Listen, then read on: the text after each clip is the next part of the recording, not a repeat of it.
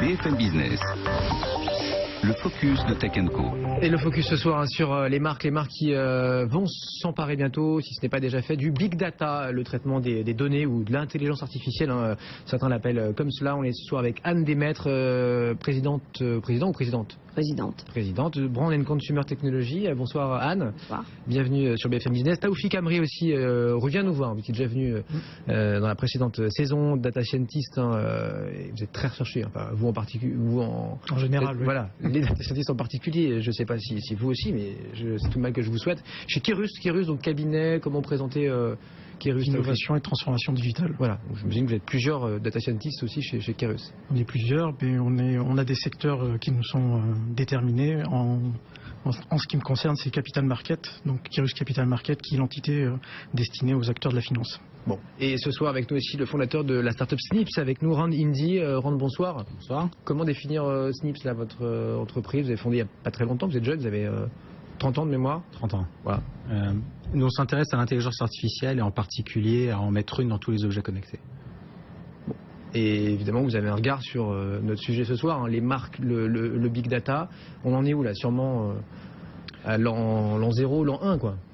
Je pense qu'on est aujourd'hui avec la data comme on était en physique en 1900.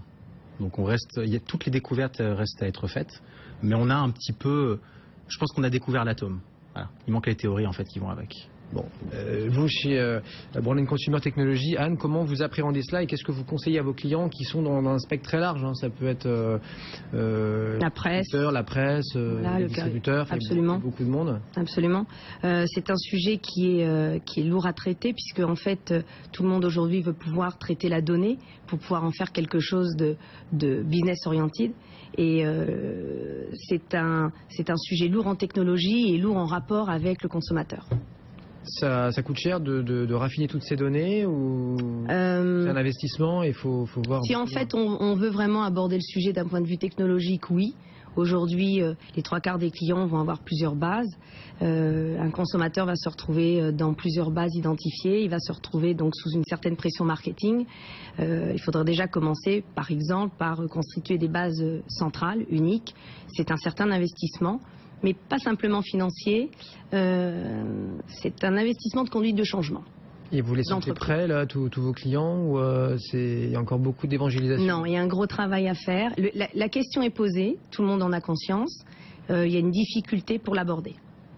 Bon, Delphine, évidemment, le big data, ça concerne tout le monde, mais quand on dit les marques, évidemment, on pense business derrière, quoi. Transformer la donnée, les données en général, ou les données qu'on a, parfois, elles sont vraiment dans l'entreprise. C'est juste qu'on ne sait pas les exploiter, qu'on les a sous le nez, quoi. Finalement, on brasse énormément de données quand on est une entreprise, encore plus une entreprise du numérique. Mais qu'est-ce qu'on en fait? Comment on les utilise? Est-ce qu'on sait les utiliser déjà correctement, efficacement? Il y a une étude de Gartner qui dit que les projets Big Data pour l'instant sont quand même assez mal partis. C'est 2/3 des projets qui seraient totalement abandonnés d'ici 2 ans. Ouais, il y en a déjà en cours, abandonnés, c'est vrai. C'est ça, parce que pour l'instant on est encore dans cette phase d'expérimentation.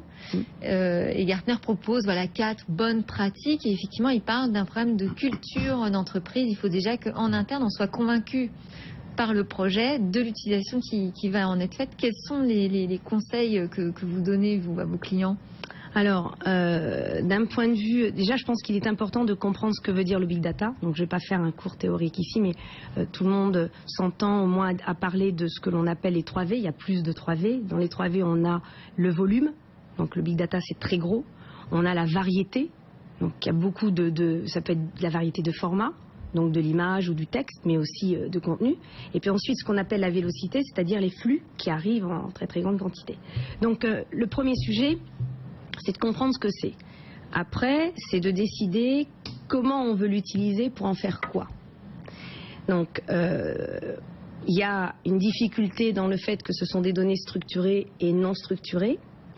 On est appelé à attraper des informations que l'on a dans l'entreprise et en plus de l'extérieur. Les clients utilisent leurs propres données aujourd'hui, elles sont stockées chez eux, ils les utilisent. Mais comment je les utilise et est-ce que je les adresse correctement? Donc l'exemple que je donnais tout à l'heure, c'est 3 bases de données, c'est assez révélateur. Je vais avoir une base de données .fr, carte de fidélité et newsletter. Madame Durand se retrouve dans les 3 bases et donc quand il y a de la communication, elle reçoit sa communication 3 fois. Première question, est-ce que c'est intelligent qu'elles reçoivent la communication 3 fois? Est-ce que la communication que j'envoie, en fait, va inciter le consommateur à rester fidèle ou va provoquer un ras-le-bol de cette communication? Pas plus utiliser la donnée, mais mieux, finalement. Voilà. Donc déjà, la première réponse, elle n'est pas forcément marketing, elle est technologique. D'accord. Premier conseil. Le big data, on va revenir sur vos conseils évidemment Anne, dans un instant. Taoufik, le big data, est-ce que c'est pas tout le monde en parle, mais finalement peu d'acteurs Oui, il y a ce risque. pratiques quoi. Oui, il y a ce risque. Et du coup, personnellement, je l'avais évoqué il y a quelques temps, de ne pas faire du big data une big cata. Il y a vraiment ce risque, comme Gartner le souligne, c'est-à-dire que beaucoup de projets n'arrivent pas à aboutir parce qu'en réalité, quand on vend un projet big data, on vend d'abord un POC, c'est-à-dire une preuve de concept, pour montrer qu'il y a vraiment une valeur à adopter. Qu'on peut engendrer de la valeur en adoptant une démarche big data fondée sur la science des données qui est la data science. Et en réalité, ce qu'on doit faire, c'est que il y a la partie expertise, il y a la partie transformation, c'est-à-dire que les internes de la société dans laquelle on intervient aient une appétence au changement, mais surtout en fait, il y a des infrastructures, le cloud computing, qui peut permettre la durée du POC d'accélérer en fait sa mise en œuvre. C'est-à-dire qu'on peut se passer de l'infrastructure du client. Mais la réticence qu'ont les clients généralement, c'est qu'ils ne veulent pas laisser leurs données se balader un peu dans les nuages. Le retour sur investissement, Roland-Indy, est-ce que c'est un problème aujourd'hui? Est-ce qu'on peut garantir quelque chose à son client, à son prospect, ou non? Pour l'instant, on n'en est pas là. Oui et non. Je veux dire, oui, parce qu'on sait à peu près ce qu'on est capable de faire en général, mais on ne sait pas ce que ça va donner une fois que ce sera utilisé. D'ailleurs, nous, il y a un an, on a fait le choix d'arrêter complètement de faire du service pour les grandes entreprises pour se focaliser sur créer nos propres produits, justement, parce qu'à chaque fois qu'on arrivait à faire un proof of concept qui marchait vraiment bien, on se heurtait à des réalités de grands groupes qui avaient du mal à mettre ça en place à échelle ou qui n'avaient pas encore forcément confiance, et ainsi de suite. Donc je crois que le problème n'est pas nécessairement technologique, il se situe plus au niveau effectivement de la culture d'entreprise autour de ça, où c'est très difficile de faire comprendre à un business, surtout quand il est très traditionnel et ancien, que finalement, on peut prendre des décisions rapidement qu'on n'aurait jamais pu imaginer intuitivement. Et c'est vraiment une façon de penser différente. Nous, dans les startups, on a l'habitude, donc on le fait tous les jours, mais c'est vrai que c'est pas quelque chose de commun. Et donc vous, chez Snips, aujourd'hui, vous faites quoi? C'est des solutions qui sont commandées par des clients, ou vous travaillez sur un logiciel là, qui va tout changer demain, et casser la baraque, et ce sera... ça sortira quand ça sortira. Quand on a monté la boîte il y a 2 ans, effectivement, on était plus un genre d'innovation lab pour les grands groupes. Ils nous donnaient de la donnée, on créait des produits, ça rendait des résultats super. On a fait pas mal de trucs dans le transport, dans la sécurité routière. Aujourd'hui, on a complètement arrêté de faire ça.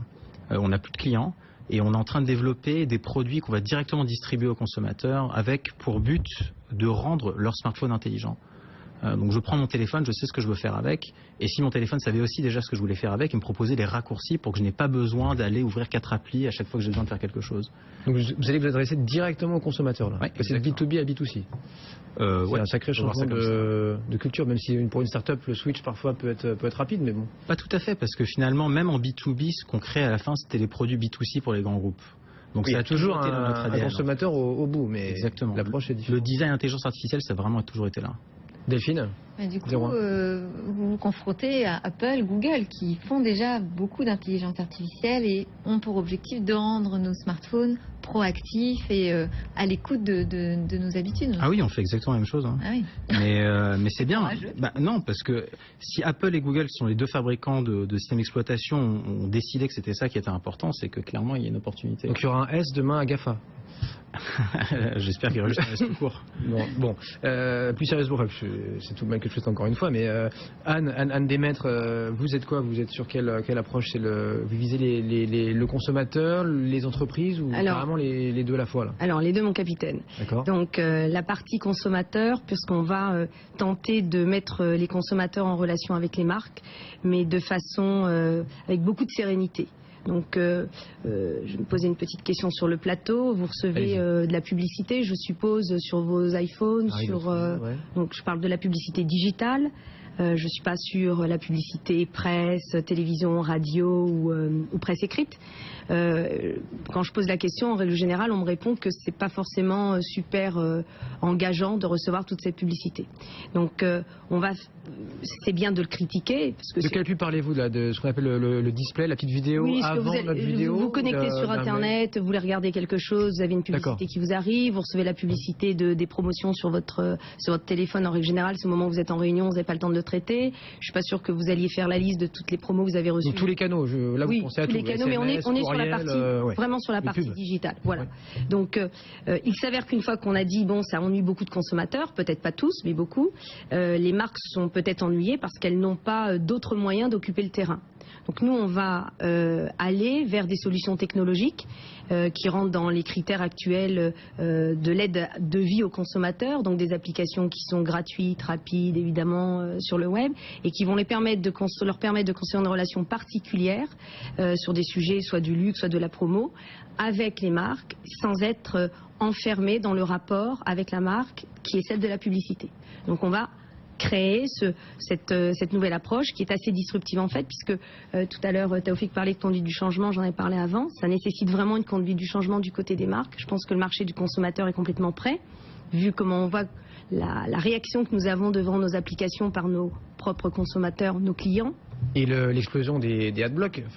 Oui, et puis sans parler de ça, voilà, on peut parler du dernier, la caricature, mais exactement, du dernier iPhone. De toute façon, c'est la tendance. Donc, le nouvel iOS, effectivement, donc ce qui fait tourner les iPhones et les iPads depuis hier, permet de télécharger via Safari, de bloquer toutes les pubs. Exactement. Donc à partir du moment, et puis vous avez beaucoup de personnes qui savent parfaitement les bloquer naturellement à partir de leur PC ou autre, à partir du moment où c'est bloqué, j'ai plus de moyens de communiquer de cette manière-là avec mon consommateur, comment je fais autrement. Donc on va apporter des solutions technologiques, pas marketing, technologiques, pour permettre aux marques d'aborder le marché différemment. Donc c'est une approche qui est totalement opposée, j'ai envie de dire, ou parallèle à ce que fait Criteo. C'est pourtant une ville qui pourrait être votre maître à tous. Alors, la démarche. En tout cas, observateurs, on est assez fascinés. On a suivi l'IPO au Nasdaq. Oui, on va tout à fait. C'est super belle valorisation. Je nous souhaite de réussir autant qu'ils l'ont fait. Après, l'exploitation de l'environnement, de la logique Criteo ne fonctionne pas tout le temps. C'est pas vrai. Exemple, pour vous, en tant que consommatrice, je ne sais pas quand est-ce que vous êtes dit, tiens, là, non, je peux me retrouver à devoir acheter, précisément, ça m'est arrivé pour ma fille, des bottes en caoutchouc. Je suis allée sur un site de pêche pour être sûre qu'elle n'ait pas les pieds mouillés.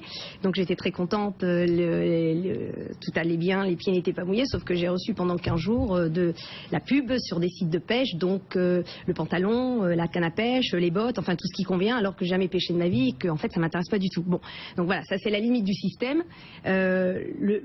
Le point important, le but de BNC, c'est pas de dire on a raison, les autres ont tort. Et le marché mondial est colossal. C'est de préparer le coup d'après. Oui, et puis au-delà de ça, vous avez des comportements, il y a tout un tas de comportements face à la logique du digital. Vous avez des personnes qui adorent les selfies, qui adorent communiquer sur le réseau, qui adorent se montrer. Voilà, il n'y a pas à débattre de cela. Mais il y a tout un tas de profils qui ne veulent pas rentrer dans ce type de relationnel ou d'utilisation du digital. Donc on va proposer des solutions. Le point important, c'est de se poser la question pour les marques. Si je vais trop loin dans ce type de communication, quel est le désamour que je vais en fait provoquer avec mon consommateur? Et il ne faut pas oublier qu'un coût d'acquisition d'un client est colossal par rapport à un coût de fidélisation d'un client. Et là, le problème est posé. Donc en fait, si on veut prendre le big data dans un ordre pragmatique. C'est quoi un coût d'acquisition? Parce que acheter des adresses mail et tout, ça coûte plus rien maintenant. Alors, la dépréciation de la donnée, la volumétrie de la donnée, la manière dont la donnée a été utilisée a provoqué une dépréciation de la valeur de la donnée totale que nous subissons dans notre métier. Exemple. C'est pas compliqué. Il y a 4 ans, la donnée se vend par paquet au 1000. Donc il y a 4 ans, on était à 450 € du 1000. 1000, c'est quoi 1000 contacts? Par exemple, 1000 adresses. Oui, d'accord. Aujourd'hui, on est à 200. À peu près. Divisé par 2 en quelques années, oui, ça va vite. Donc ça va finir par une problématique de gratuité. C'est une évidence. Mais parce qu'on n'a pas ciblé, justement. C'était au. elle est surutilisée. Donc comme toute donnée surutilisée et mal utilisée, elle va se déprécier. Puis après, vous pouvez l'attraper autrement, cette donnée. Il y a des problématiques de législation qu'il faut prendre en considération. On va en parler effectivement, parce que c'est souvent à notre insu. Mais voilà. Je ne sais pas si le terme est bien choisi, mais on a tendance à cliquer ou pas cliquer quand on ne voit pas des petites cases. Et effectivement, tous ces catalogues, ces fichiers sont vendus, revendus, refilés non pas sous le manteau, mais bon, entre groupes, entre marques. On en parle ce soir de ces data, de ces données. Le hashtag, on voit que ça vous intéresse, il y a déjà quelques tweets depuis quelques minutes. C'est TechCo, T-E-C-H-C-O. À tout de suite, BFM Business, Tech & Co le soir, la révolution numérique, on la vit ensemble, jusqu'à 22h30. À tout de suite. BFM Business et 01net.com présentent Tech & Co, le grand live du numérique avec Sébastien Coineau. Et avec nos invités ce soir, Anne Demettre, présidente de Brand and Consumer Technologies, Taoufik Amri, data scientist chez Kerus Capital Markets, et puis Rand Indy, fondateur de la start-up Snips. Rand, hors antenne, on abordait cette question-là de la donnée protégée. Est-elle protégée? Est-ce que les marques, GAFA ou pas d'ailleurs, les marques aussi franco-françaises, respectent la CNIL, ou bon, finalement tout le monde s'en fout et on est dans un monde là qui va bien au-delà de la CNIL, enfin qui va beaucoup plus vite en tout cas que la réglementation. Alors clairement, les gens ne devraient pas s'en foutre, mais ils n'ont pas l'air de le prendre aussi au sérieux que ça. C'est-à-dire qu'il y a beaucoup d'entreprises qui vont dire non, mais de toute façon, la protection de la vie privée, les consommateurs, ils prennent pas ça en compte. Et ce qu'on voit quand on regarde, en fait, c'est qu'aujourd'hui, il y a plus de 75% des gens sur Internet qui n'ont plus confiance dans la gestion de leurs données privées par ces entreprises-là. Donc la transformation est en train de s'opérer. Et en parallèle de ça, il y a aussi la réalisation que quand même, mine de rien, toutes ces technologies d'analyse de données, d'intelligence artificielle, c'est quand même dommage que ça n'ait été appliqué que pour prédire des clics. Je veux dire, on peut résoudre tellement de problèmes avec. Et donc quand on a la convergence de ces deux phénomènes, donc donc des chercheurs qui veulent faire des choses qui ont plus d'impact positif sur le monde, avec des consommateurs qui prennent conscience qu'en fait, concrètement, c'est pas très bien ce qui est en train de se passer derrière. Je pense que là, on est à 2 ans d'un changement radical sur comment on fait ça. Mais qui prendrait quelle tournure alors ce changement et qui serait à l'origine? Je pense que les entreprises dont le business model dépend sur la revente de données qui ont été collectées de manière non sans la vie privée en tête, sans transparence, sans protection de la vie privée, sont mal. À mon avis, dans les 4 ans, elles n'existent plus. Anne, je crois que vous... Oui, alors un tout petit bémol. En fait, c'est assez légiféré. En règle générale, les données, quand elles sont exploitées, elles sont... Il y a des règles de comportement, on va appeler ça l'opt-in. Il faut que l'utilisateur ait cliqué opt-in. Là où je rejoins complètement l'analyse de Rand, c'est que les 3/4 des consommateurs, quand ils achètent ou même quand ils vont sur la logique de Google, où en troc de mes données, j'ai un service gratuit, il n'y a pas forcément une compréhension complète de ce qui va se passer avec leurs données. On est dans les conditions générales de Google. Je pense qu'on est tous d'accord pour se dire que personne ne se les infuse. Voilà, donc... Moi, je les ai lus. Félicitations. On veut donc tous un cours. Mais je suis convaincue, peut-être à tort, que d'ici 5 ans, on devra aborder le sujet de la législation de la donnée. Aujourd'hui, on parle, Rand, tu as dit données privées, mais en fait, c'est plutôt données personnelles. La donnée personnelle, peu de personnes comprennent que lorsqu'elles vont sur Internet et qu'elles achètent quelque chose et qu'elles ont saisi leurs informations, ces données ne sont pas leur propriété, qu'à partir du moment où elles ont accepté 2-3 clics, la marque peut, en respectant ces clics, faire ce qu'elle veut avec ces données. Or, il y a quand même une prise de conscience. Du côté du consommateur, oui, mais pour l'instant, rien n'est légiféré, donc il n'y a pas de limite. Mais je rejoins encore une fois Rand, je pense que le leader de demain est celui qui a compris qu'à un moment donné, on va être obligé de légiférer, on abordera le sujet de la législation du droit à la propriété privée, qui est un sujet que j'aborde avec le cabinet Bensoussan qui est spécialisé dans l'exercice. Et vraiment, on devra à un moment donné traiter ce point-là parce que vous avez des cas de figure du type de personnes décédées qui se retrouvent avec leur compte ouvert. Qu'est-ce qu'on en fait? Vous avez des données qui partent dans la nature, qui peuvent être des données sur votre santé. Donc, plus on va aller dans le temps, plus on va être dans la digitalisation et la donnée digitale utilisée. Donc les risques sont de plus en plus grands. Il faudra légiférer. Comment? Personne ne le sait vraiment. moi je suis convaincue qu'on ira vers la notion d'une propriété privée de la donnée. Et je partage complètement ce que tu dis. Du moment où c'est fait, un business comme le mien, il est mort. Donc il faut envisager le coup d'après. L'internaute se réapproprie finalement ces informations. Aujourd'hui, il a l'impression de plus avoir la main. Nous, on le voit, on a beaucoup de réactions d'internautes qui ne comprennent pas. Alors, ils comprennent que leurs données sont utilisées par plein de gens, mais ils ne comprennent pas d'où ça vient, à quel moment leur numéro de téléphone a pu passer, alors qu'ils ont l'impression d'avoir tout sécurisé et de ne pas donner trop d'informations sur le web. Donc je pense qu'il va falloir à un moment qu'on permette aux internautes de se réapproprier leurs données, effectivement une sorte de propriété privée. Voilà, c'est chez moi, ce sont mes datas et j'en ai le plein pouvoir. Sur les sites, je vous laisserai après réagir. Sur les sites payants, c'est vrai que c'est un peu flou et on voit pas trop ce qui se fait, même si parfois on coche ou on décoche le truc qui dit que voilà, on peut le redonner à des partenaires, à communiquer ou recevoir les offres des partenaires. Mais sur le gratuit, tout le monde a intégré, enfin, je crois que la plupart des internautes ont intégré depuis des années que si c'était gratuit, c'est que c'était nous le produit. Par définition, il allait se passer des trucs derrière, des publicités, des machins, et que bon. En fait, c'est lié à quelque chose de plus fondamental. Je pense que on a parlé récemment de l'enseignement du code. Et en fait, je pense que c'est quelque chose qui doit être enseigné dès la primaire, puisque apprendre à coder un ordinateur, c'est apprendre à une machine comment effectuer un calcul. Il faut que ça va finir par arriver, parce qu'il n'y a, a pas une semaine où il y a pas un invité qui nous dit qu'il faut apprendre à coder au collège. La transformation qui est en train de se faire, la transformation digitale, c'est simplement automatiser les services. Moi, j'avais une question sur l'utilisation du big data qui est pour l'instant pas très habile sur justement les données personnelles et l'analyse client. Est-ce que la première étape, finalement, c'est pas déjà d'apprendre aux entreprises à s'en servir pour être plus efficaces, mieux organisées, pour gagner en productivité dans les process? Bien sûr. Donc, on ne peut pas démarrer déjà par ça. Donc en fait, il y avait un métier qui s'appelait la BI, la Business Intelligence, qui était le monitoring de la performance, etc. dans les entreprises. Mais quand on faisait de la BI, en fait, on avait une approche qui était plutôt déductive. On avait des données sur l'entreprise, on en déduisait un certain nombre d'indicateurs de performance, etc. Et le big data, là où il est différent, c'est que vous avez un magma de données et vous ne savez pas quelles questions vous allez formuler. En réalité, vous allez avoir une approche plutôt inductive. C'est à partir des données que vous allez imaginer un mécanisme qui explique les corrélations que vous observez et qui peut-être va vous dire, là, il y a une opportunité de création de valeur. Et c'est cette chose-là qui est difficile à faire passer vis-à-vis des clients qui sont demandeurs d'une approche big data parce qu'ils en entendent parler partout et qu'ils sentent bien que ça va disrupter leur business parce qu'il y a vraiment un risque, l'industrie musicale, les taxis, etc. Les prochains sur la liste, certains prétendent que c'est les banques et les services financiers, c'est pas tout à fait exact. C'est en train d'arriver, mais c'est en cours, mais après, en fait, les banques vont fermer, c'est pas demain la veille. Une question pour vous peut-être sur le hashtag TechCo, Taoufik, pouvez-vous expliquer le rôle d'un data scientist? C'est un des métiers qui monte, donc. Un data scientist, c'est avant tout un scientifique. C'est un adepte de la démarche scientifique appliquée aux données. Donc il faut faire des maths, il faut bouffer quoi? Il faut avoir une culture, moi je suis physicien personnellement, mais il faut avoir une culture scientifique à se dire j'ai des données et le but d'un modèle avant tout c'est de décrire ce que j'observe.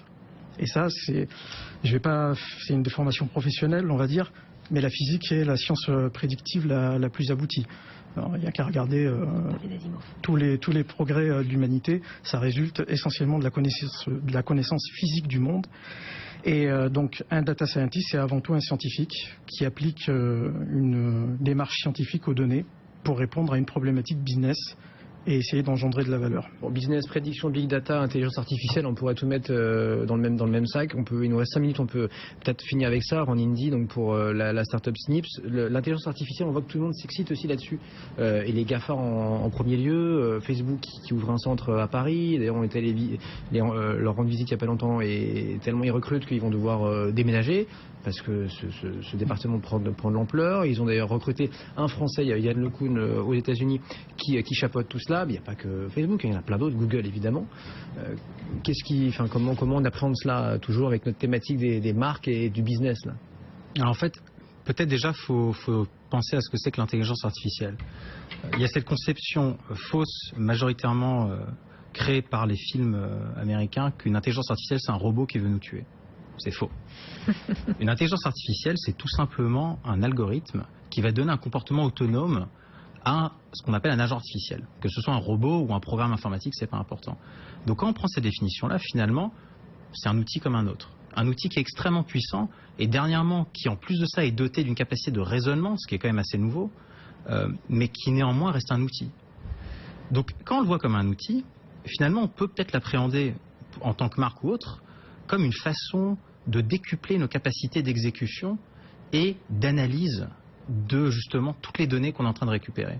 C'est-à-dire là où un humain va devoir faire énormément d'efforts pour avoir une idée, chercher la donnée, l'analyser, l'interpréter, finalement peut-être qu'il a juste besoin d'avoir l'idée et déléguer toute l'exécution à une intelligence artificielle. C'est-à-dire que ça remplacerait le data scientist? Non, parce que le data scientist, ça rendrait le data scientist. On ne peut pas le faire ubériser. C'est-à-dire qu'effectivement, il y a la crainte des gens. Là, je rejoins parfaitement Rand sur l'intelligence artificielle, les robots qui exécutent les êtres humains. Donc, vous avez parlé d'Asimov, les 3 lois d'Asimov, mais en réalité, l'intelligence artificielle et en particulier le deep learning, c'est des manières, vous avez parlé tout à l'heure d'atomes pour les données. En fait, la donnée, c'est, on va dire, l'atome de la connaissance, de l'information. Dans son échelle la plus élémentaire. Et quand on applique du deep learning, vous avez parlé du directeur du laboratoire de Facebook, Yann LeCun, qui est un Français et qui a inventé un des algorithmes de deep learning les plus utilisés. Qu'est-ce qui se passe? En fait, on fait des zooms successifs, on prend une échelle de plus en plus haute, et ce qui se passe dans l'infiniment petit, quelquefois, n'a pas de grande influence à une échelle plus grande. Il n'y a que quelques éléments qui vont pouvoir expliquer ce qui se passe à une échelle plus grande. Et en fait, c'est ça, c'est un appareillage, c'est un outil qui permet d'aider à exécuter plus vite. De là à penser que l'être humain se fera éradiquer, l'être humain est très très intelligent et capable d'évoluer. Après, oui. faut quand même garder, faut quand même être conscient de quelque chose, c'est tous ceux qui sont un peu alarmistes en disant que les intelligences artificielles vont nous tuer un jour, en fait, ce qu'ils veulent vraiment dire par là, c'est qu'un humain mal intentionné, augmenté d'une intelligence artificielle pour exécuter ces mauvaises idées, finalement, ça c'est dangereux.